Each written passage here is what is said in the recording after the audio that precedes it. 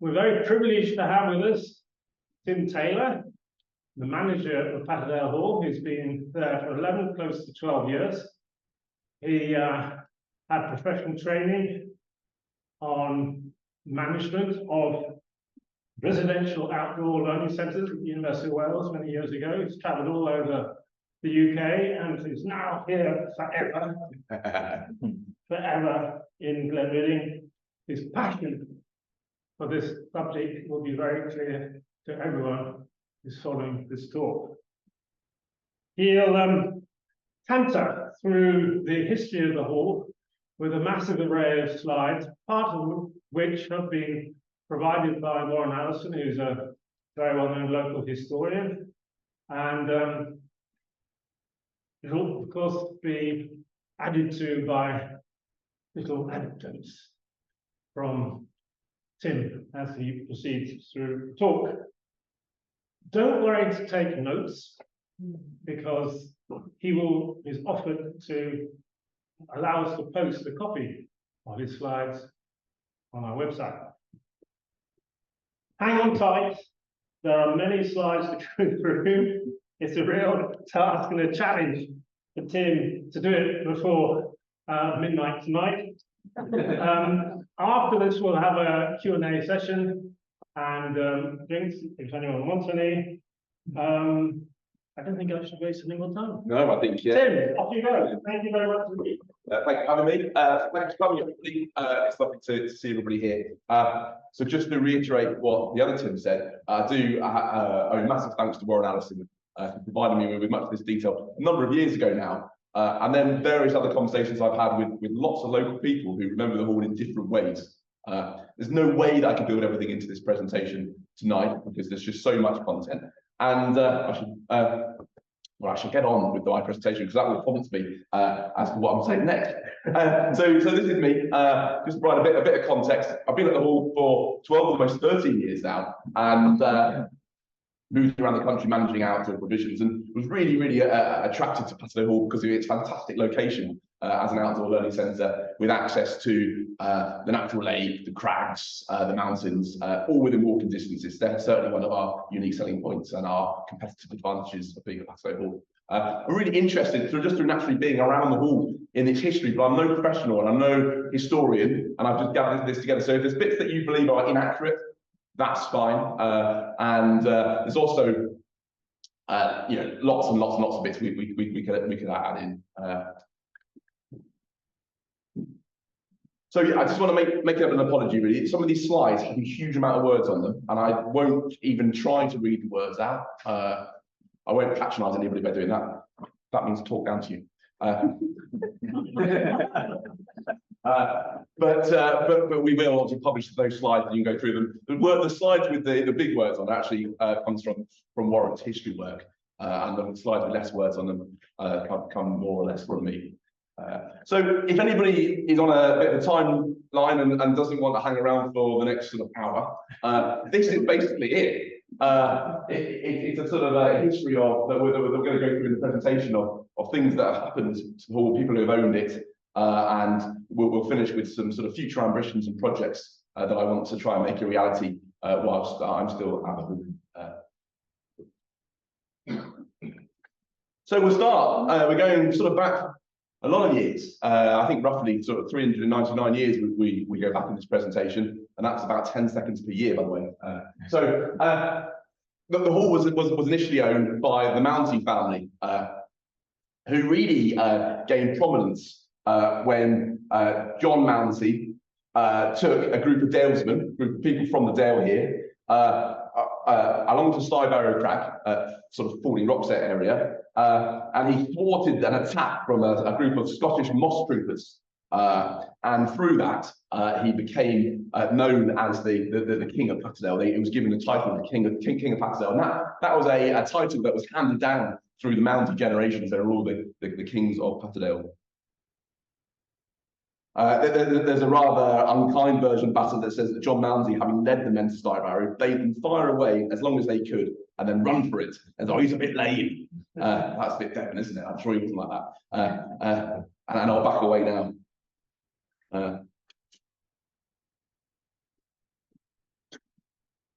We see it was known as Patterdale Palace because every king has to have a palace. And back in those days, I don't know anybody that's been familiar with the hall will know that we have a north wing and a south wing. The south wing being the less grand aspect of it, and there was a lot of old property there. And eventually, it was that they built that south wing as the more glamorous end of it at that time. And future developments mostly made it much grander. And this all goes way back before Anthony Salvin, the architect, got involved with the property. And that's what I just said. So under John's management, the estate became far more important than anything other in the Dale. It's noted it's always been a really tricky property, a really tricky place to have such a grand property. An extract from a book published in 1798 stated that the King's Mansion, perched on the side of a cliff, damp and green with moss, ferns on the roof, wooded and weeping with springs, which is very much the case today still. It's a very damp, very dark, very green property. And those who've been in, we've got very lucky to have Andrew, our new vicar for the parish today, here with us today. He came to visit the hall, and we've seen this as he walked in. This is the oldest part of the property in South Wing, and Dorothy and John Mounsey's initials, and the year marked 1777. The view of Patterdale from Side Farm. What's that Side Farm area? So, a big slide here. I don't expect to read any of this, but for prosperity, I thought I'd leave it in. So various John Mounseys ensued, taking on the hall and developing it. And are there any relatives of Mounseys here today? Anybody that professes to be a Mounsey? I was going to ask this at the beginning, or a Marshall, or a Scott? Oh, a Scott, please meet you. So, don't shoot me down too much. But when John Mounsey Sr. died on the 1st of October, 1793, aged 92 years old, part of his obituary stated, it said he was said to be a sad miser, an undesirable person who, with an income of £800, had the ambition to keep his expenses down to £30 a year. This he did by heeling his socks in leather, sleeping in barns when away from his palace, and wearing iron-shod cloths. Most of the time, his tenants were expected to clothe and feed him. I thought that was really interesting because, like, all these years later, with me as the manager of the hall, I went away last week and slept in my car. I've dressed my children from lost property from the centre. But so I thought that sort of made me chuckle a little bit. So that's the Mounsey reign, really. So it's a good period of time which we've really skipped through. And obviously, when the Mounseys could no longer sustain the hall, it was in a terrible way by the end of it. John Marshall of Low Hall, Yield in Yorkshire, bought the estate in 1824. Now, there's a few, just within this slide, it talks about one of Mary's daughters, Dorothy, married Reverend John Thompson on the 3rd of October, 1818. Her sister Mary married John Hobson in 1820. And there's a link with the church, but this is the church window in St Patrick's Church there. Another member, Reverend John Thompson, incumbent on the parish for 7 years, who died on the 7th of June, 1861, and Dorothy, his wife, in 1846.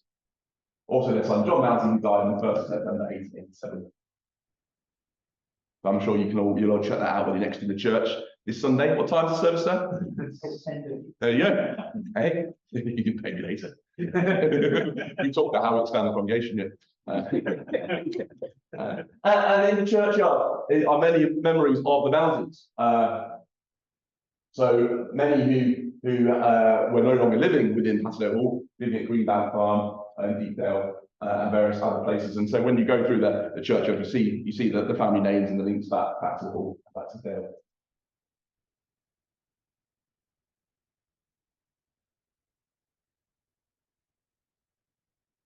So that moves on to the Marshalls. The Marshalls were very prominent landowners within within Cumbria, Cumberland, anyway. So they obviously bought, we said, Patterdale in 1824. The Castle Rig Estate, 1832, Popkinson Island in 1838, and Montconiston Hall, which is the HF property over in Coniston in 1843. And obviously part of that, The Marshalls also own like Halsteads and Old Church. So Halsteads is the outbound centre down at Watermillock, and obviously Old Church is next door to that. Which interestingly is where I started my career in the Lake District. So it's interesting to run through the Marshall properties. So there's John Marshall in 1802 and Jane Marshall, his other half. So how do they make their money? This slide says well a lot, but they made their money from spinning yarn. They were spinning yarn kind of initially in Holbeck near Leeds, which was built in 1791 to 1792. And then they built a very famous mill, the Temple Mill. This was based on the Temple of Edfu in Horus in Egypt, with a chimney designed in the style of an obelisk. At this time, it was said to be the largest single room in the world. So very prominent yarn spinners. It's a picture of the mill. Another long slide, but obviously the links to them living at Old Church and Halsteads down the way in Watermillock. When the old man Marshall died, his wealth was assessed to be between 1.5 and 2.5 million pounds back then, which is huge. So plenty of cash, and obviously bought lots of property. Very wealthy. And Patterdale Hall, I believe, was a bit of a plaything in terms of the development they did with it. But also very generous within the day. So there's Halstead, the outbound centre. It's quite an old picture, that one. Don't want to make them look too good, do we? And then the church. So the church land, and we were discussing, Andrew and I were discussing today where the old church was, and I'm not quite sure because the old church was in a terrible state, and the Marshall family gave a piece of land and employed their architect Anthony Salvin, who designed the hall, to build the church, and also then later the school. One of the Marshall graves. So yes, what did the Marshalls do at Patterdale? This is a slide I've just really explained, but they rebuilt much of the hall. So all the very grand north wing of the hall, with the central tower and the lounges, if anybody's been there, was all built by the Marshalls, designed by Salvin. They planted an extensive pinetum in and around the grounds, spreading up towards Air Force and right the way through the Patterdale grounds, which is what's still there today. And we get lots of visitors from America and all over coming to explore the trees and see them there. And they all fall onto the ancient tree register now. They built the church, as we said. They formed the Foxhounds. So the Foxhounds just up the road there. And it was in 1871, Marshall family donations were put together to build the school to cope with increasing numbers of young people at the school.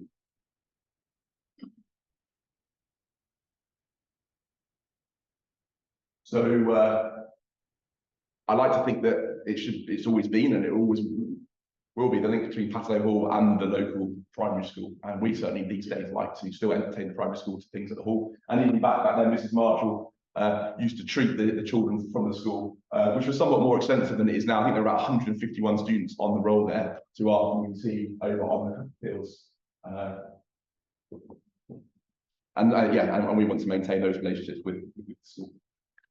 So some old pictures, old slides, these are from glass slides, which are still on the estate across the road from our estate of own these, but I've got hopefully copies of just about all of them, of the hall in its grandeur, the modern Salvin developed aspect of it. The hall with an orangery, which part of that now forms our game room, and is roofed in I think it's roofed in lead there, but it's roofed in slate now and moored in, and a lot of it's of the orangery was deconstructed at some point or other, I'm not sure when, and is stored in one of our sort of underground bunkers, which is top secret, but it's there, ready to be rebuilt one day. And it's an ongoing joke really, the orangery. And every time I meet with my boss, who's the head of foundation at Bolton School, I joke about rebuilding the orangery, and he comes to expect it now. But there are things we do want to rebuild. The links we're with William and Dorothy Wordsworth, something that we kind of play on a bit. Dorothy was great friends with Dorothy Marshall, and when they came over to stay both at Halsteads and at Patterdale Hall, she would come and explore the local area, and whilst walking on down at Glencoe, she saw those beautiful daffodils, and she went back and told William, "I've seen some beautiful daffodils. You must write a poem." And it turns out he did. I've never read it, but most of you will be highly familiar with Atlantis Farm, which was owned by Lancelot Dodson, who lived at Crescent House, probably in Tim's house, I should imagine. And I really thought he looks a little bit like. Sorry? Using the Huntsman. Was he right?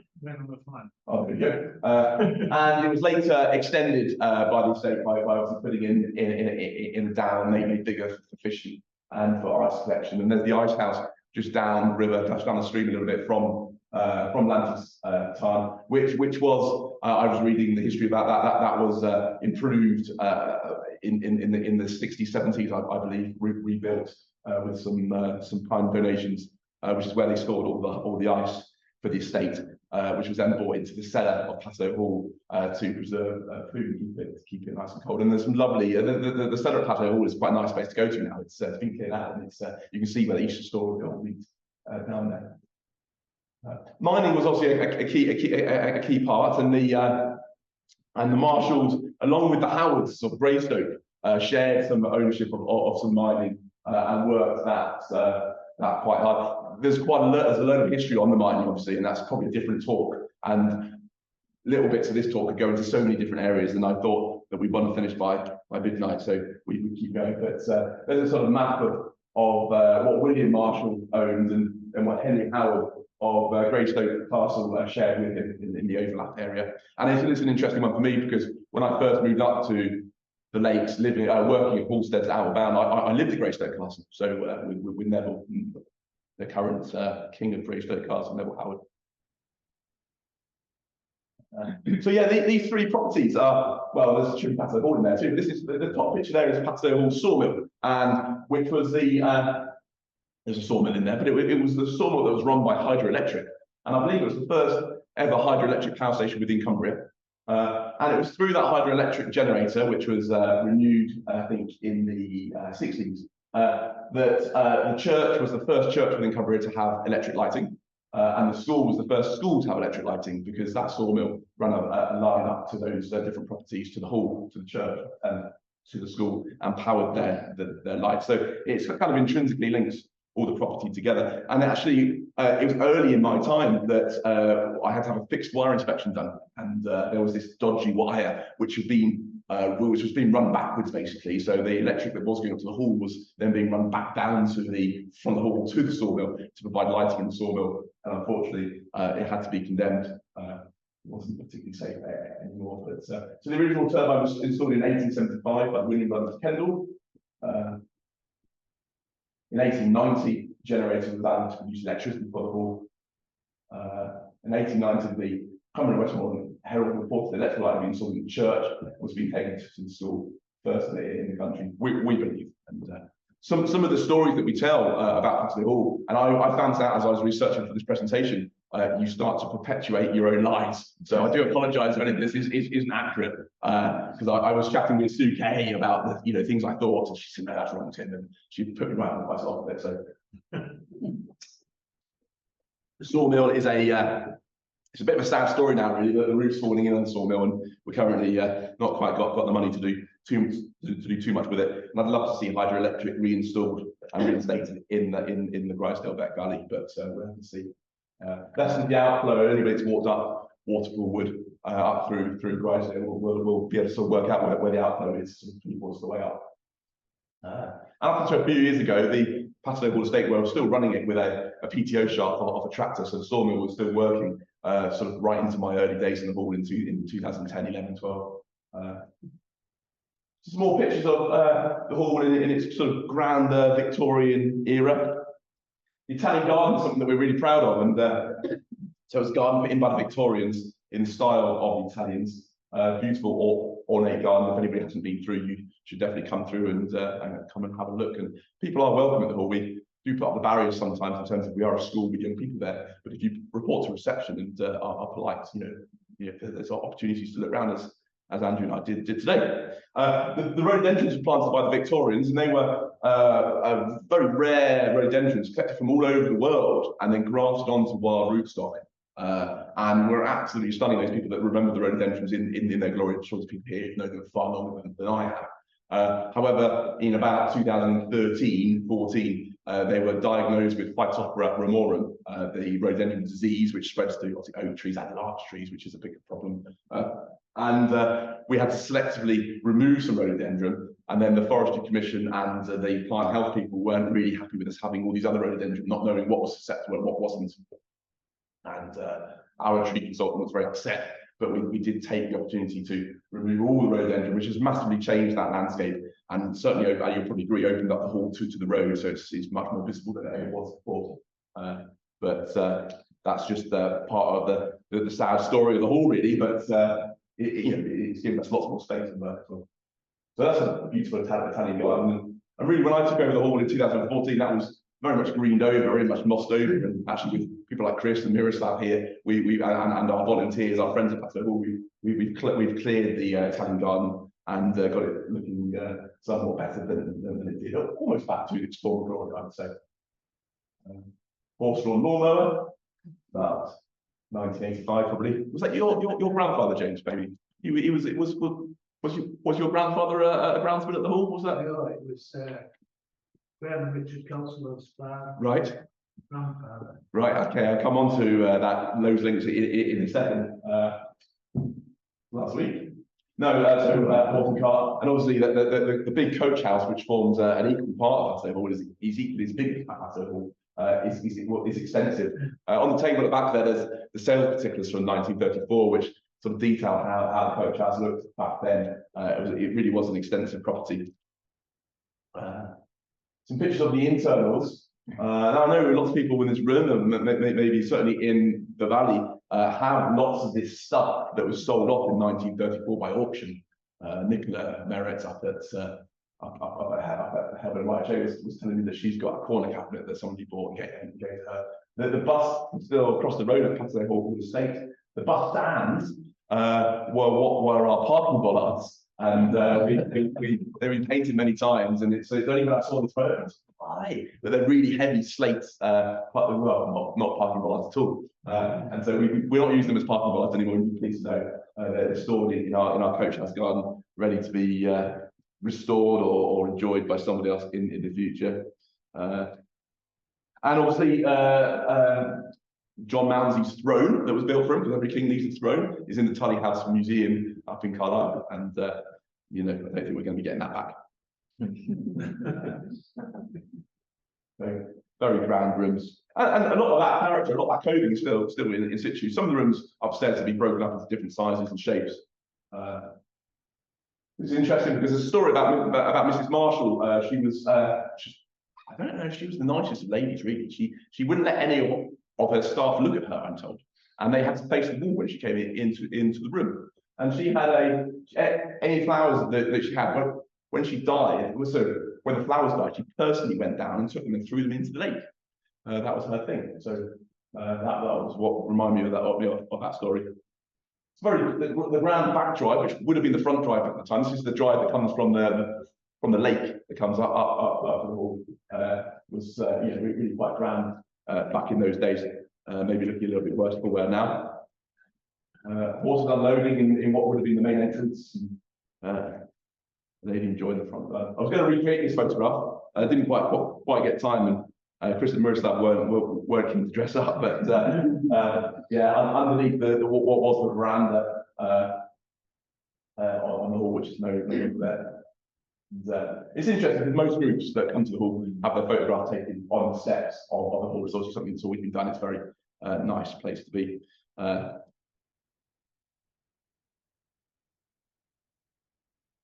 And you all know where this is, looking down Grisdale. And obviously all this land was part of the estate, which no longer is, Rufford Lodge, which I believe when Francis Scott, which is history we're still going to get to, no, we're doing time about on the hour. Yeah, we're doing all right. Francis Scott split up the estate quite massively and actually retained the higher bits of Grisdale under the Maps and Grant estate as they are now. And Rufford Lodge, I don't know whether it's on a Capricorn rent or whether it's owned, but it's overseen by the Outbound Trust. We'd quite like to have that. That'd be quite nice. Mountain Valley.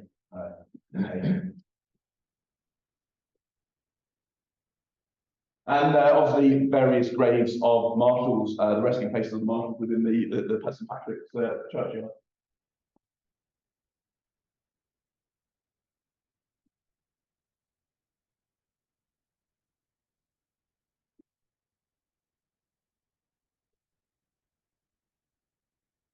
the Marshalls had quite a massive impact on the Hall, and I think probably, you know, obviously without the Mounties, there wouldn't have been the Marshalls, but the way that the building developed and evolved brought it up to current time.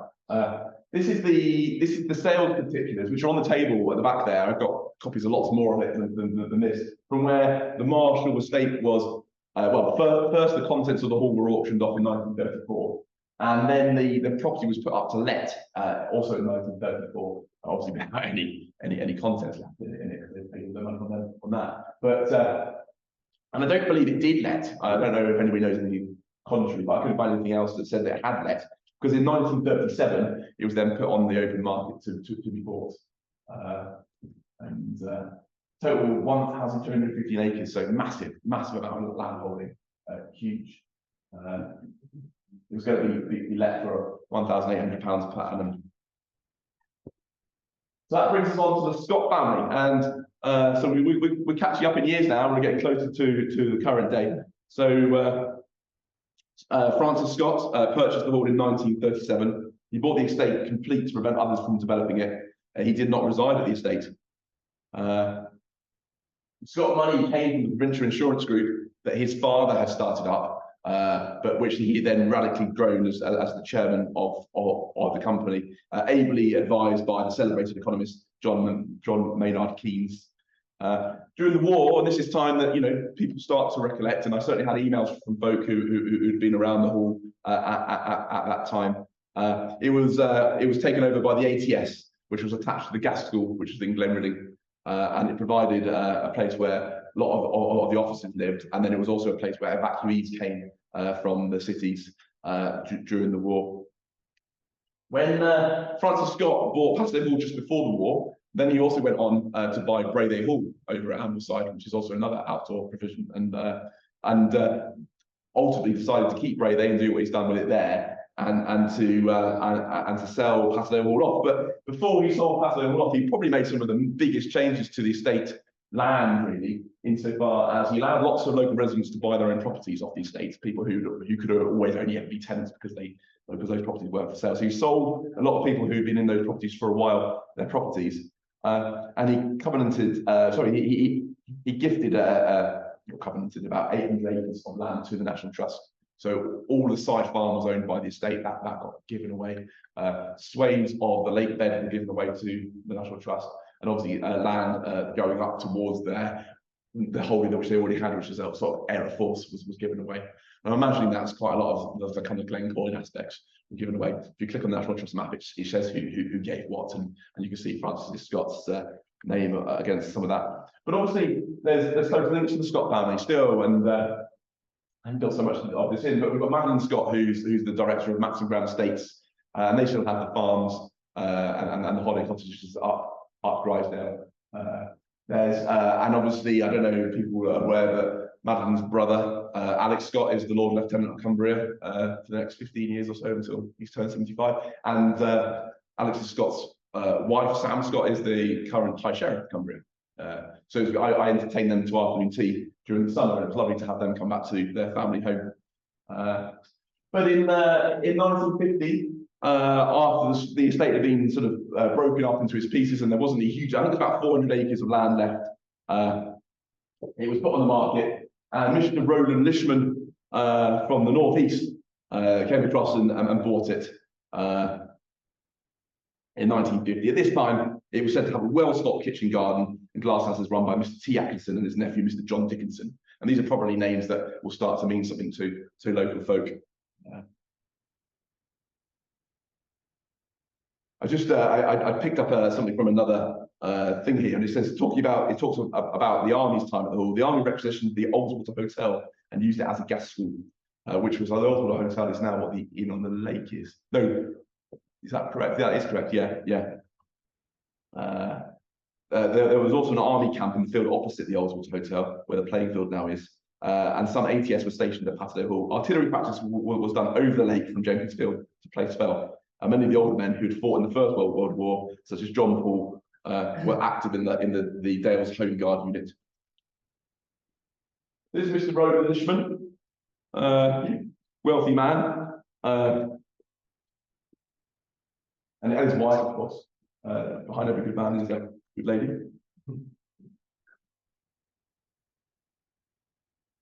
So he purchased the hall and he instantly gifted it to Hyman YMCA, which is now known and we're referred to as North Tyneside YMCA. His intentions weren't that dissimilar to Francis Scott's intentions. He wanted to preserve the natural beauty of the area, but he wanted to provide a means for people, especially young people from the northeast, to enjoy the splendour of the Lake District. And so he anticipated providing affordable holiday accommodation, which is obviously still what the Patterdale Hall estate from North, who are owned by North Tyneside YMCA, still wish to do. So he immediately set about building the holiday accommodation on the other side of the road, the chalets. So I'm going to mention some names here, and I haven't really wished to leave anybody out, but there's tons of people we could mention. To start with, they set up, they tried to do what they were doing in the northeast at Patterdale. They set up a youth club in the annex. Now, I was trying to find out where they actually thought the annex was. You know the Nissan hut that's up our driveway, some people would have been past that. I was hearing from Sue, she felt that the youth club was actually in the old Nissan hut, which is interesting. Not a great venue, but probably better than it is today. Tom and Ethel Craig moved across from the northeast to start to build Roland Lishman's vision for holiday accommodation. So they brought in their own people. Tom Coward was the handyman joiner. Eddie Blamier was the groundsman, and that is that is a Blamier, which is the Kelso's grandfather. John Dickinson was the gardener over at the chalet site. Mr. and Mrs. Nolan moved in 1960s as the warden of Patterdale Hall, and this is where the estate starts to split from being one big family-owned property to being the chalet site and the estate, and that sort of managing the tenancy of the farms, and there being a team of staff at Patterdale Hall. So then Jim and Nancy McCready, who people will remember, moved in as wardens of the hall. In 1960, the rather terrible flat roof porch was built that shelters that 1677 sign. For a period in the 60s, the fire engine was kept in the hall garages, and there's people will probably recall that there was a fire engine Land Rover in the garage there. 1966, the first of the six chalets were built on the estate. And then in 1950, I'm not looking to my slides or anything here, but in 1950, Oxford County Council took over the running of the outdoor centre of Patterdale Hall, or they say they took over the running of it. They didn't take it over. They moved students up for 6 weeks at a time, and they put those students through. So they're half-term duration, if we refer to it now. Adventure training, field studies, residentials. The housekeeping and catering was still run by the people who were there. There was always a couple running the centre, and then 3 general assistants. If only we could find 3 general assistants today, that would be great. So if we aspire to have 3 staff, that'd be good. So from the Chronicles of Patterdale, so they still, the YMCA still ran some nice community things, and they had some rose queens, so 1952 to 56. So it's Mary Blamire, which is Graham Kelsey's mother. I don't know if any of those other names ring bells for other folk. I'm sure they probably do they? Anne Colston, Olga Jenkinson, Mina Cox, Gwen Burgess. Oh, there's a lot of Warrens. Is it? Right. Oh, there we go. Cute. And there's a bit of beautiful, dressed Rose Carnival wagon. And then parading around the Italian garden. I think we should still do this, it'd be great, wouldn't it? You're pleased to know we're at least halfway through, if not more. No one is going to speak. I mean, and there she is that Graham Kelso's grandmother? I don't know. A nice shot of the Italian garden, probably going some years back before they started with us. Some aerial shots of the chalet site, which obviously I don't want to speak so much about the chalet site, but it built in 1966. You'll notice they just put in a further 3 chalets, which was from the original planning permission. So you know how it is with development. If you start that thing, the planning permission carries on. So they've and that's why they put them where they put them, because that's what the planning permission had allowed for. So they built the first 6. And then I think it's up to, I think there was permission for 14, which I think is what they're just on now. So yeah, these ones are the original ones, I believe. And then these are the newer but really quite old ones still. And then there's those sort of ones that are overlooking Barracuda Fold now. The bunkhouse, the bodies. And the sign that's going to go off the estate it's been dug out. It's funny, when this messages went out, lots of people have been in touch. So Chris Knox, who ran the estate for a lot of years, has been in touch. He lives over in Keswick. And we have had Stephen Foxall, who was the manager of the estate, has been in touch, and I've met with Sue, Kay, and found out some of the history that I didn't really know. This is the 1MCA office. It's a converted bank, or it's an old bank over in North Tyneside, where they have their key purpose is obviously we work with young people to provide a safe place for young people who are vulnerable to live and to get them back on track. And people stay between a few months and 18 months with them, and they get them reintegrated with society.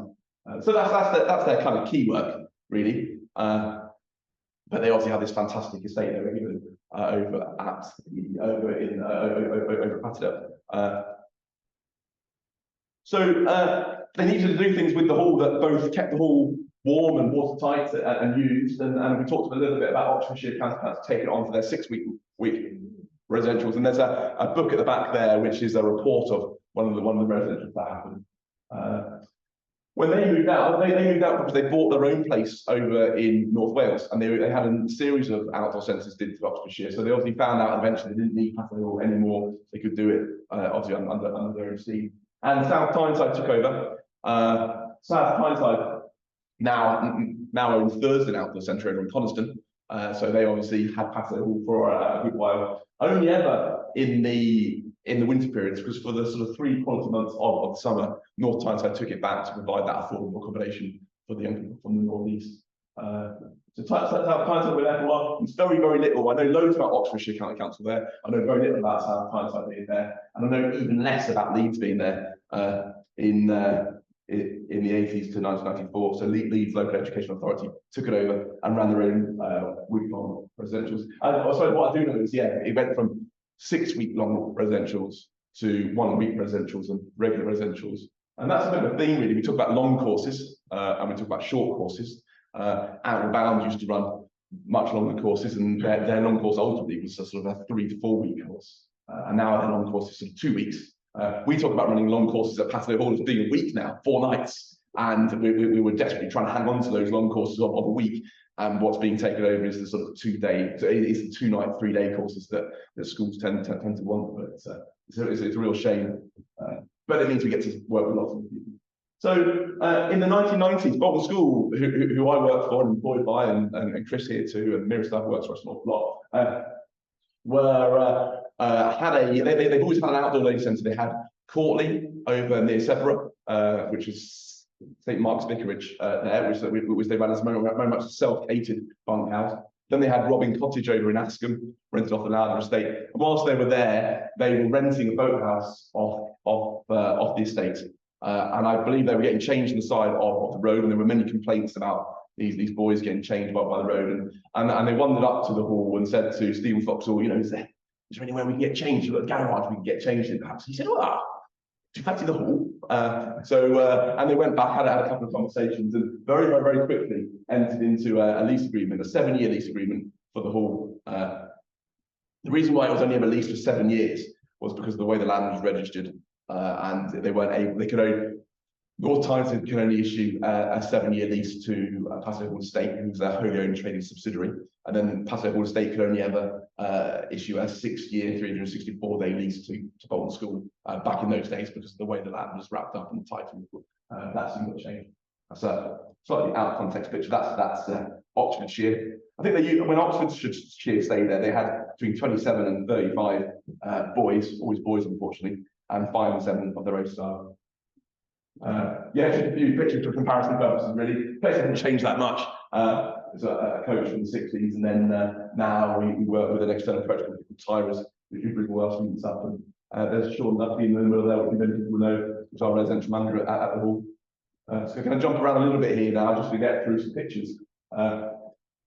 quite a key get date, really, I suppose.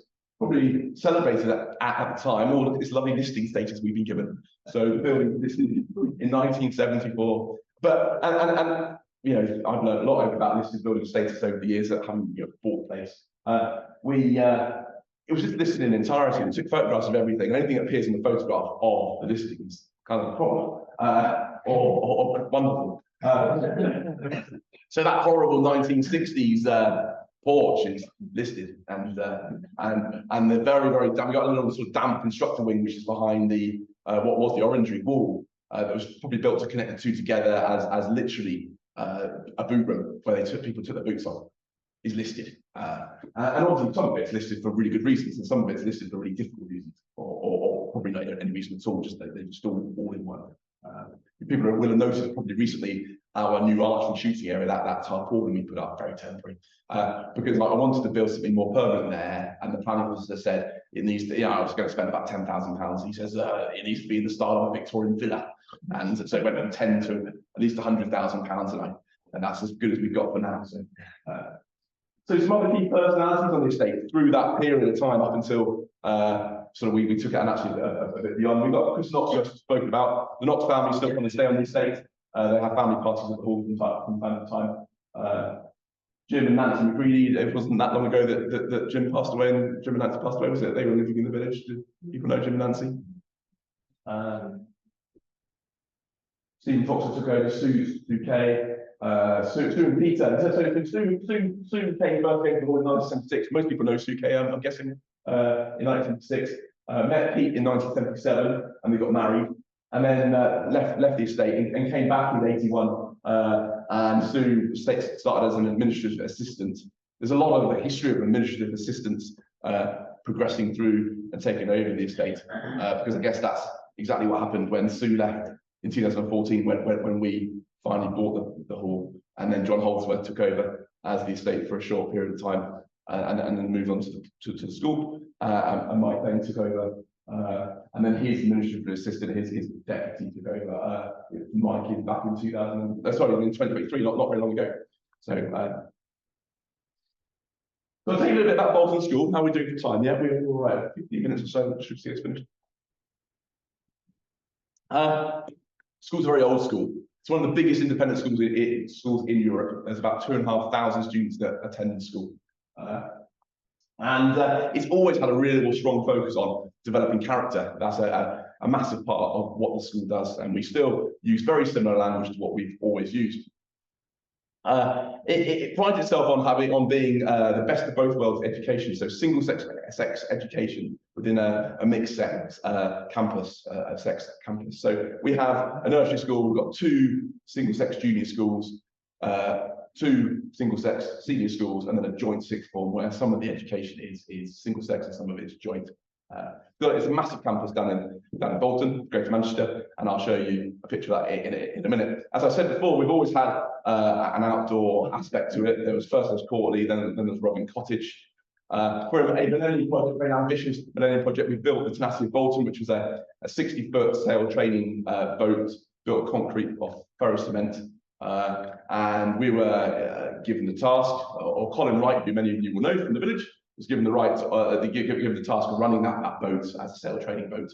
We kept it down at Glasson Dock in Lancaster, and we ran it successfully for 5 years. It was a fantastic thing to have done.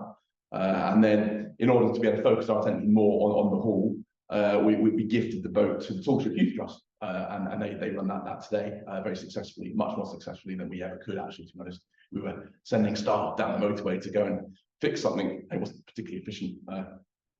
So, and as we said, in 1998, 1995, so coming up for our 30th year there, we took over a 7-year lease of the hall. We had a repair responsibility for the inside of the hall, and the estate still maintained an external repair responsibility. And it was we paid a rent of about £20-something thousand a year, so it wasn't a huge rent. It also wasn't enough rent, really, that the estate had the money to do anything with the outside of it. So certainly it was going downhill very, very, very rapidly. And when I started, the roof was leaking. It was quite normal to have buckets collecting water. And there were some rooms were almost inhabitable because of the amount of mold and dampness and sick smells that were coming out of them. and we obviously needed to do something about that.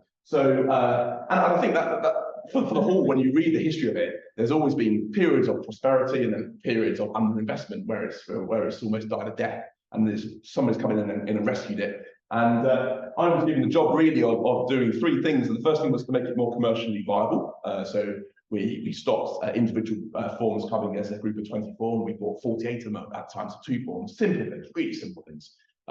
We made sure that we were full as much of the year as possible, and then we worked commercially, if you like, with lots of other schools from around the north of England. We have a sort of a 2-hour donut of travel time to get to the Hall, and we worked to make that commercial business pay, and that picks up a lot of the cost of the Hall, and then any profits we generate are gift aided back to the bursary fund of Bolton School, so that finance is never a barrier to participation for any students to go to the school. But I think 1 in 4 students is funded to go to Bolton School by the bursary fund, which is about sort of £4 or £5 million a year. So not a really nice feeling of the way we were working, but by proving that the Hall was commercially valid still, we were then able to start to negotiate for a much longer lease on the property, maybe a 100-year lease with a higher repair responsibility, so we could spend some of our money on the Hall. The second thing was we were offered to buy it. That was not particularly, people weren't particularly keen on to start with. And the third thing is we looked to move out as well. We had to look at all our options across the north, across the Lake District, whether there was anywhere else that we could possibly move to if those first 2 weren't successful, because the roof was leaking badly and the windows were falling out, and it just wasn't economical to stay there really.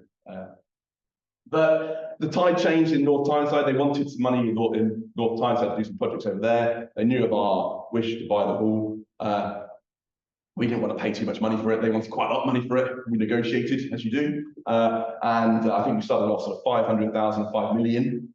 And not quite knowing what it was we were buying and which bits. And so we ended up buying about 100 acres. I like to call them 100 acres.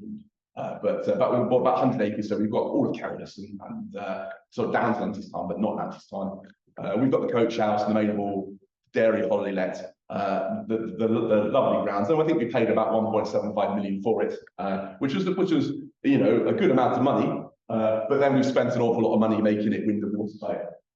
This is the Bolton School campus down in Greater Manchester, Chorley New Road. It's a beautiful, beautiful campus. They've got about 32 acres of land, beautiful playing fields, and they're constantly investing in the school.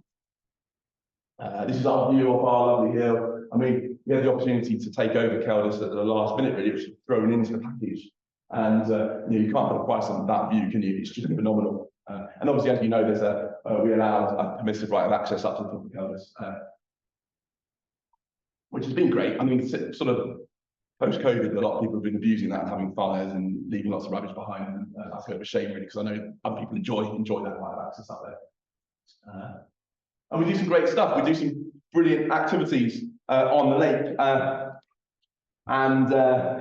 You'll probably see us sailing and canoeing. And this was our old winter program at Bolton School. So the boys would come up in the winter, very high staff ratio, and go up onto Helvern. And I'm always really proud when talking to people that don't know the area, seeing you can walk right up to Helvern without going to the road. We can get right out our back door, up into the hills, and give the young people from Bolton and further afield, obviously, because we adopted this stuff commercially too, the opportunity to try a little bit of ice climbing or a little bit of kayaking or sailing, given that flavour of what it is. And I found this, and of course we'll talk about history. This is from 1898, and it's character, and this is what we do still. Really, it's from the traits of character. We build grit and resilience in young people. We help them to develop independence. All these words that we've been talking about for centuries now are just as relevant today, if not more relevant than ever before. Really. And whilst the young people don't stay with us for too long, we can certainly start to work towards that, and we can certainly start to work to take them out, get them cold and wet, and we tell them that they're being resilient. No, that's tongue in cheek, but we want to sow those seeds. And we're really privileged because we work with the Bolton School students every single year. So whilst we don't see them for an awful long time, we see them with that regularity of seeing them from year 3 right the way through to year 12, and for them taking on more and more of that control over their future destiny. The Tanner Schmidt leadership continuum of tell, sell, share, empower. So that by the time they come back in year 12, they're arranging their own sort of adventure race around the lake, which we're proud of, and it's a fantastic opportunity, and it's a great location to do that in. Striking Edge, just out our back garden there. Clearing on the lake, we're really lucky to have the facility we have within. We're kind of within the lake there. It is phenomenal. We've got those 2 boathouses down by the water's edge there. All those activities. We pride ourselves on our food. Our food is probably the best of any outdoor centre I've worked at, and I was only 8 stone when I started. So yeah. But fun games. And the residential experience is just as important as the outdoor activities. The outdoor activities are a vehicle for that person's development and that growth and that development of character. But the idea of staying away from home, of sitting down to eat at the table, and this has always been the case. I was chatting to Stephen Foxall about the students that used to visit from the northeast and from South Tyneside, and the students have always, it's always been a big thing to sit down and eat at the table and to lay that table for the next meal and to help with washing up or the clearing the table. And that's such an important part of the residential outdoor learning that we offer. You can go sailing within an hour of school. You can do that for a day activity. But the idea of coming away with your friends, with your teachers, getting to know your teachers better, getting to know your friends better, seeing them in different situations, developing that compassion, that empathy, really important. And that's what drives us forward every single day. I'm getting ahead of myself here. That's our food. We also set about renovating the hall. We spent about £2.5 million so far, and we've very much run out of money. So if anybody wants to share it, that would be great. And we've done, in renovating a listed building, you've got to do it right. And so we've replaced the cast iron guttering where needed with brand new cast iron guttering. We replaced all the slate and all the roofs. Took off the old stuff and brought in, Westmoreland green slate, and the roofs look beautiful. We've done a beautiful job of it. And it's once we've done the wind and watertight work, repointed the whole property, it secured our future to then do the internal work. Our friends at Patterdale Hall are really key to it, and Chris and Miroslav are very involved with our friends of Patterdale Hall here. We meet 2 or 3 weekends a year usually. We get a cluster of about 10 to 20 people here. We feed them well, and they come and do great work for us. And this was clearing the rhododendron that we had to clear. It wasn't infected, this stuff, but we had to clear it to stop it from getting infected using a Forest Commission grant and volunteers to do the work. But that's allowed us to reinvest that money into the replanting and to other aspects of the estate. And just some beautiful shots that finished really. We've obviously changed colour from the Patterdale Hall estate green. We bought Patterdale Hall, but we didn't buy the Patterdale Hall estate. So Patterdale Hall estate has continued to exist, and you'll notice that they have started to change their name from Patterdale Hall estate to the estate, which is nice and is the right thing to do now that they're no longer at the hall. But our beautiful roofs and this top of the clock tower actually fell off during just after Storm Desmond, the one that came after Desmond, whichever one that was. I can't remember what it was. It was made of thick slate, and it fell off and it landed on the roof. So this is before we'd done the work, luckily. Smashed the roof up, and then all the bits of broken slate fell onto our cook's car. And his car was just peppered with bits of slate that was stuck into his car. Do you remember this? He wasn't happy. Like in school, so they cannot take any responsibility from somebody's car parked on site. So bless him. So it gives you the opportunity to actually get ahead of the game slightly and scaffold the clock tower. You'll notice that at that point, if you live locally, the bells were no longer ringing. The clock was workable, but it was very dodgy getting up to wind the clock every few days. So we removed the clock mechanism and we replaced it with a digital clock mechanism, which is why it now automatically keeps time. And you'll hear it chime every hour between 7 a.m. in the morning and 9 p.m. at night, which I'm sure people appreciate. Is pretty kind, really. And equally, you can turn the timer off if you ever need to. So I have had some people complain it's too early still, but 7 o'clock's quite nice, I think. And it gives our kids a good wake-up call when they're staying in the buildings of safe state. Because nobody has watches these days, and we take the phones, so we say, just stay in bed until you hear the clock chime, or breakfast. So our current position is we've got about 77 beds. We have a capacity for sort of maximum 65 students, and then some teachers to come away with them to supervise them. 10 dormitories, 6 cleaner rooms. Got approximately 100 acres. 20 acres of that is the sort of formal gardens, and the rest is that the Keller's Hill. We have approximately 3,500 students visit us each year. And the Bolton School makes up about 70% of our core work. And then we work with about 47 other customers this year who come in. Some people, we've had a wedding there over the years. We had a Pete Hamilton's funeral there the other day. That was a nice thing to be able to host. But we work obviously a little bit with Patterdale School and a couple of sessions a year. Next week we've got St Martin's St Mary's Windermere coming over the hill, and it's lovely for those guys. They don't need to go a great deal of distance to get to escape their own valley and come into a different valley.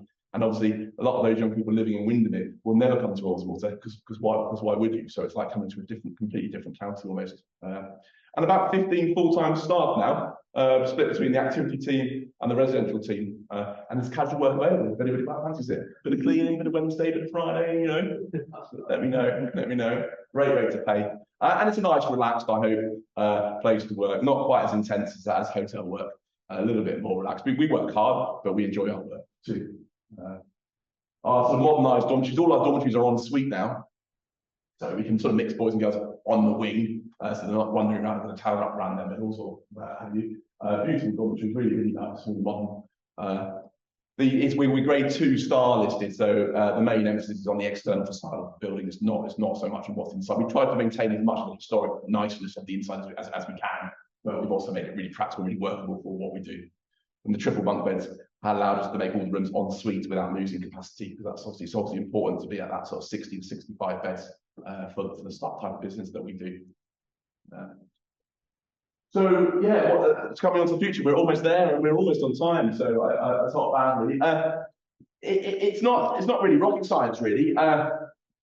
We definitely want to just carry on doing what we're doing. The school's really happy with the way that we're working. We'll talk about some threats really, but the school's happy with the way things are going. So we're just going to keep going, doing that great work. And we're going to have a big open day event in April 2025, which will celebrate our 30 years. We were going to have a big event for 25 years, but COVID scuppered that. And then I couldn't face doing it for 26, and it didn't seem right to do it for 27 or 28. So we'll leave it till 30. I really want to, I didn't actually put a photograph, which is really silly, but our Victorian greenhouse, which is a beautiful sort of long greenhouse, is really dilapidated and it needs rebuilding, but it's listed. And so one of my big next projects is to raise the money to restore and renovate that greenhouse. Not as a greenhouse, probably as a map room and a heritage centre, to be able to get some of this history and some of these bits we've got around the estate and bring them into one space, so that when we do a Gardens Open event, or we do an open day event, everything's there for folks to come and see and explore. And I need to raise that money, probably about 70,000 quid. I can get halfway there tonight. Okay, we'll see. No pressure. Actually, no, don't do that, because Tim's going to take half. See me afterwards. I don't know whether it's not we need to carry on building accommodation for our staff to live, because one of the big challenges, as you know, most of this valley, is that a lot of the spare accommodation has been taken by holiday lets and Airbnbs and the tourist industry, and we still need space for our staff to live. So we really struggle from that aspect. So we've got a central tower where we have some staff rooms. We need to keep that current, and so we need to do some more work to make sure that's a nice place for the staff who do wish to come and work for us to live in a bit more self-sustainably. We're just about to redecorate the outside of the building, which is crazy because we only did it in sort of 2017, but it's due, and this year we'll be spending 30 grand on decorations again, and it's the access thing that has cost the most money, really, getting up to that height. It's not so straightforward to do anymore. So yeah, we fall onto the Bolton School restoration plan now. They spend a couple of £1 million a year on keeping things looking good and restoring things. So we'll fall into that, and we'll get our turn to be painted when it's time. It's an interesting thing, but obviously the part of the estate has been a little bit of commercial forest over the years, and the large plantation that's above Grasset Howe that borders with Lantis Farm belongs to us, and it's important to we have a clear fell license for that, and it's important to get rid of that large because it's susceptible to Phytophthora ramorum, and that is around, and we need to get rid of it while it's not got it really. And B, it's over mature, and it should have been. It was due to be felled a number of years ago, so it was thinned about 20 years ago, and it's been very much on the management plan to get done, and I'm putting off. And my problem with planning like the large plantation is at the moment the wood isn't worth what it costs to get it to the road. So by the time the wood might be worth £14,000, but it costs £16,000 to get it down to the road, and then it gets stored at the playing fields, and they charge you rent.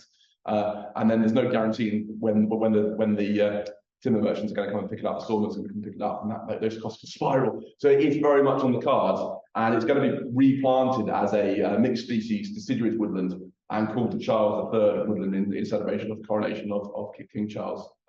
So watch that space really. Hopefully within the next 3 years that happens, and it's gonna have an impact on the environment. And the estate have got a little bit of woodland on the other side of Lantis Farm that's been very badly damaged by wind blows. You probably saw from Storm Arwen, they took the brunt of that. They're also going to use that opportunity to get rid of that timber. And it will take some years to recover, and we'll replant it. And I think in the long run, it will be much better for biodiversity. We will be leaving some of the Scots pine up there, but it'll be better for biodiversity and it'll be good for the local area. But there's no, there'll be a bit of pain involved in making that happen, and maybe some cost too beyond what we're going to earn from it. And that's just about, I think that's about responsible stewardship. School's very much about, obviously, we need to make Patterdale pay for itself, but we've also bought this land now, so we need to do something good with it and make sure we're responsible. We leave our legacy behind, just like the Mounties and the Marshalls and the Scots have to. So ongoing boundary maintenance, tanning garden. We are selectively planting more trees in the Pineaton. So if you come into our grounds, you'll see some lovely specimens, some Nootka spruce that we lost the Nootka spruce, so we planted a new Nootka spruce. And we work with Luke Steer from Treescapes Consultancy, who's our consultant who advises us what to plant and where to plant it. So we're trying to be responsible for that Pineaton for the future too. Drainage is a massive thing. And we want to develop our activity offer on site. We very much eked out the season that we work with young people from. We used to finish about November and have a nice little break and start again about March, April time when the weather got a bit better. And now we work right the way through into December. We start again in January. So that puts some real pressure on the activity team to be able to take, so sometimes where it's too horrid to be in the mountains, it's too horrid to be on the lake. To have it, it's too dangerous to be within the woodlands because it's too windy. So we are looking to develop some other activities around the site where we can safely, things like high ropes type activities. Not to rely upon, because our unique selling point is using natural resources, but things to fall back on in that winter time when we can't do anything else. There's Chris there, look, here he is. You're younger then. We've got these 5 classrooms in the coach house, which were the hollylets and were the coachman's accommodation at one point. So we try and start the learning inside. We try and finish it in learning inside. Because we're all about that transfer of learning back to school. It's not about learning to kayak. It's a little bit about learning to kayak, but it's really about using those activities as a vehicle to grow and learning about that and transferring that learning to home life. Fantastic rec stores now. Really, if anybody ever gets the chance to come out and have a look around, you'd be very welcome. It's a fact we've got a fantastic, really top quality resource. Makes life very easy to work with now.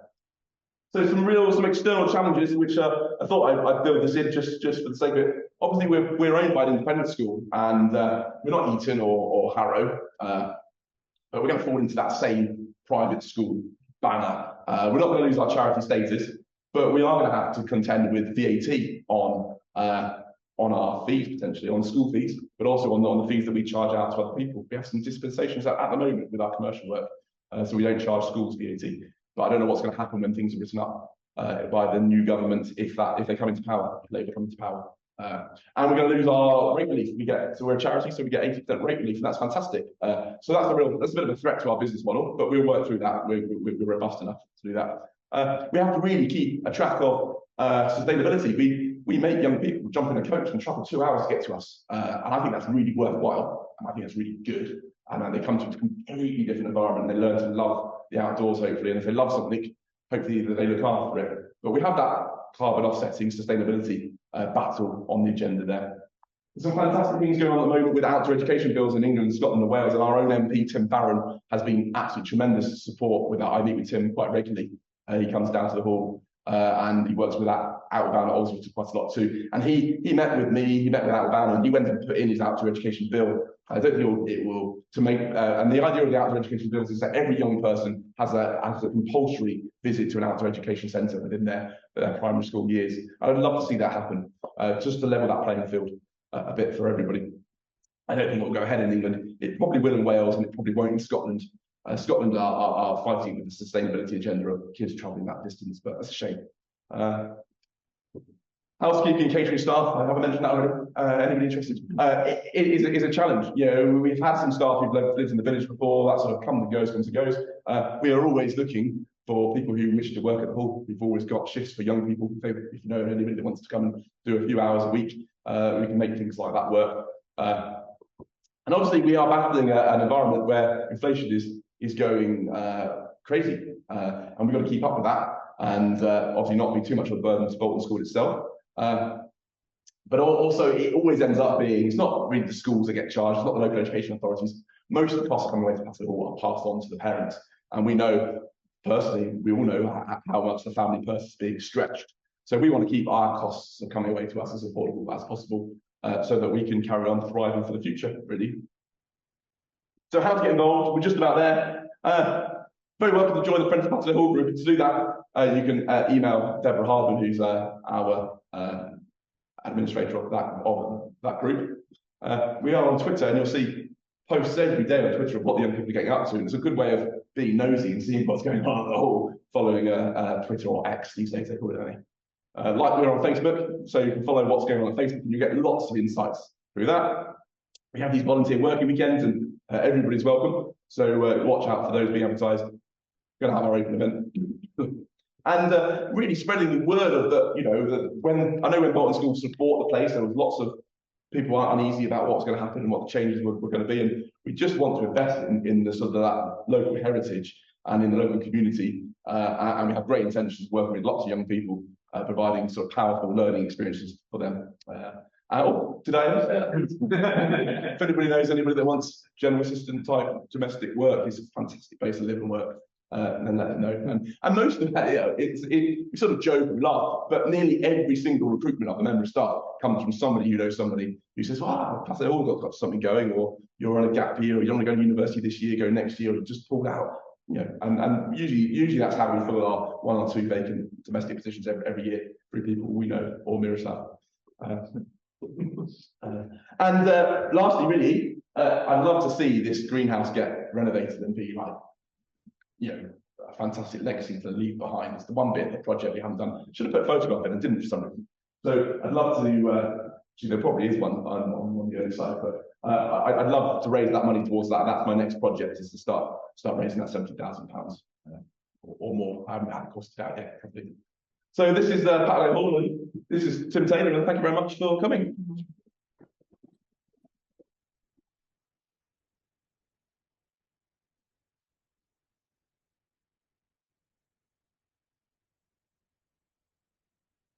Tim, you've done a fantastic job, and real congratulations to you for putting it on such a strong footing, financially and otherwise. I'm completely overwhelmed by what you've managed to achieve in your 11-12 years. And I think we can all see just what revolution's taking place. And we're all done in a spirit which is so exciting to see. As I said before, when we live just next to it, we see lots of people running around with red hats and climbing up the back and so on. To see it in this context is really, really exciting. I'm really pleased that you agreed to come. It's been quite hard to get you to come. Really glad that you were able to make it. And thank you for all the energy and 93 slides in around 10 minutes is a fantastic achievement. I don't think anyone went to sleep. I don't know about our Zoomers. I think they're still all on. Yeah, so that's a real achievement for you. Questions? Would anyone from the floor like to ask any questions, or anyone online? What was the purpose of the cellars and the tunnels going out of the cellars? So the question is, I just have to repeat. The question is, what was the purpose of the cellars and the tunnel? The purpose of the cellars and the tunnels going out of them that come out in the garden. Yeah. If you look at the, I think on the particulars on the table at the back there, it talks about a range of tunnels underneath the ground. Now, I think there's probably tunnels that we don't know about, and certainly when we did this sort of courtyard project, we found all sorts of things buried in there. But we know of just one tunnel which goes out, which is the old coal. It goes into what is the old boiler room, and there's a coal chute where the coal went in above, and I think where the ash came out below. That's very accessible still. I don't actually know personally of any other tunnels around the place. Maybe some local people do, but I don't actually know. There's some watering can containers, old watering containers within the Italian garden where they used to dip their watering can in to go and water the gardens. But whether any of those are linked into tunnels or have been in the past. There's also old sort of septic tanks kicking around too, which you could use as a tunnel if you wanted to, but I might prefer not. But yeah, no, it's quite that bit of history is actually really nice, and I love it's brilliant taking people into that tunnel. And there's stalactites hanging down from the ceiling in there, like 1.5 meter, 2 meter long stalactites in there from the lime water. Yeah. More questions? But that's the only purpose that I know of. The cellars are obviously extensive, and it's where lots of the food is prepared, I guess, and stored. And if you ever want to tour the cellar, you're very welcome to come have it. We spent about £80,000 having asbestos removed from the cellar, just so we can bring in some heating pipes. And I didn't say earlier, but we're now completely a green site in terms of we buy green electric, and we're heated by biomass pellets. We've got 200 kilowatt biomass boilers that heat the site, so to obviously make our carbon footprint as low as possible. I'm going to pose a question, which is the same question I posed to one of your competitors, the Outward Bound, who gave a talk several months ago. And that is, I'm very jealous that all this stuff is directed about the youth. What about oldies? Is there any possibility of doing any of these such facilities for people who maybe would have a real penchant to get out and taste the countryside? And I suppose there's two answers to that. There are places where you can go to programs. You can go to adult programs at places like Patterdale or Glenmore Lodge, which are mountain centres and adult mountain centres. We do run some family activity weekends at the hall. From time to time, we'll put on an Easter activity weekend, put on a summer holiday family course. We do bespoke packages. We do lesson weekends now because of our staffing challenges at the moment. Did I mention that? But when we're a fully staffed up team, we open 7 days a week, and we'll do as people book us and come and do their own stuff. So yeah, that opportunity is there, more so than it would be at Outbound, who are very focused on their youth. maybe our pursuits. And another personal issue, as you know, is that we're very interested in Friends of the Isles all the way in promoting heritage and understanding the landscape and so on. And in a little conversation we had together before the talk, you said that you were thinking of trying to create some sort of, not an archive, but a heritage centre or something. Yeah, well, that's my plan for the greenhouse. Is that greenhouse becomes a sort of it's quite an unusable space. So we have to be creative with that. What we do, it becomes a sort of a map room down one wall with heritage opportunities at either end, so that we can gather that heritage and we gather some of this stuff that we've dug out today, and we can store it into one place for the future. Is my kind of vision, and that will evolve, no doubt, before we actually gets done. It could be your age, I don't know. 5 years coming. Maybe I should volunteer for the Friends of Patterdale. Yeah. Why not? Any questions online? No. Any more questions in the room? Yes, please. Thank you. Madeleine, this is the. That's right, Madeleine. But there might be a potential hydroelectric site. No. Somehow in the water. Sadly not. That's still owned by Patterdale Estate, and we do own the sawmill. The question was about hydroelectric, or? Yeah, just wondering whether you own the land where a hydroelectric plant could be placed. No, that's really in the estate's domain, and they do have they do have thoughts on that. I think it's something they would love to do. It's about getting all these things to happen. The estate continues to evolve. The estate's just employed a countryside manager to manage what's left of the estate in terms of the bits that they've got, and to start to work that land. And I can see some different sort of elms grants, the new stewardship grants being put in for different stuff, and who knows what the future will bring. But yeah, we only have half that jigsaw, unfortunately. We've got the sawmill, but we have right of access up the beck, but we don't have the beck. So I didn't recognise you in the audience there. Yes, please. When will the next volunteering working weekend happen? I think it's the question is, when will be the next volunteering work? I think it's the 25th and 26th of November. That Friday to Sunday is the next weekend. And you say the meals are very good. Food's fantastic. We do expect some graft. So maybe we should end it there. I just have a question to ask about donations. We can set a target of filling 30 the sheep. Oh, it'd be lovely, wouldn't it? Yeah. what would you like your contribution to go to? Yeah, I wasn't joking. Our friends at Patterdale Hall, which is a strand of the Bolton School charity, we will start raising money towards the restoration of the greenhouse project. So one way or another, it'll take me some time. I've just, over the last few months, just finished raising £40,000 to buy a new powerboat. So when there's a will, there's a way. Okay, I'll just say one thing about our next meeting, which will be on the 1st of February next year. So we're going to spend a couple of months just building up our program. Put 1st of February into your diary. There'll be another extensive program of talks. And I will pass the floor now to Gordon, our chair, who will say a few words.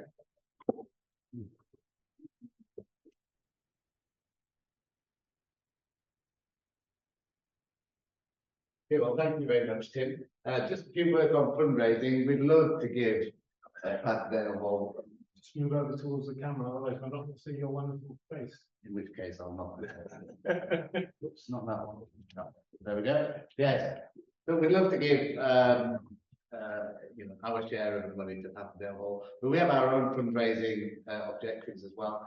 You know that we recently did the England Way. Launched that, and one of the issues there is people have enjoyed using it so much that we need to go back over and do a bit of maintenance and some resilience on that footpath. So we're raising money for that specifically. But coming back to the talk this evening, I'd just like to thank Tim.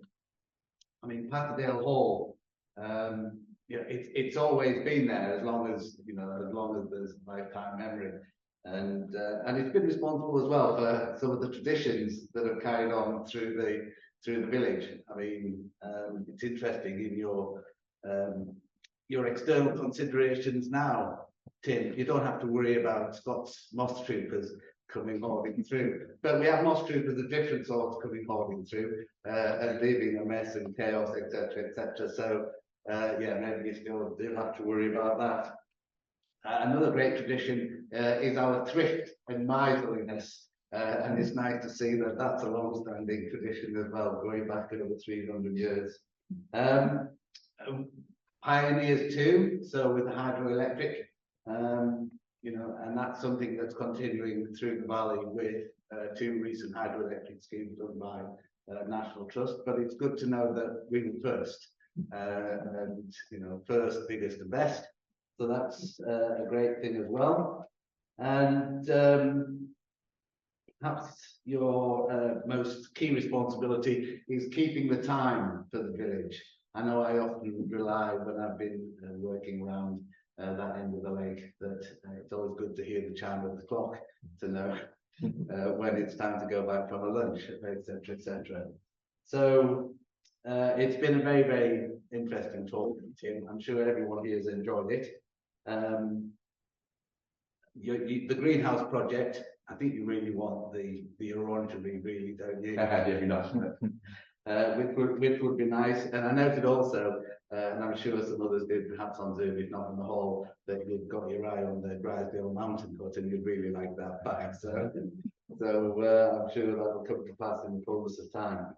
And in terms of the future, I mean, clearly, under such great stewardship at Bolton School and under Tim's leadership as well, it certainly has a great future. And I noted on the character, I wish you all the very best in the future, going with pluck, plod, zeal, and nerve. And I'm sure all of those characteristics will shine through. So I'd just like everyone to just say a final thank you to Tim for this show this evening. So thank you very much.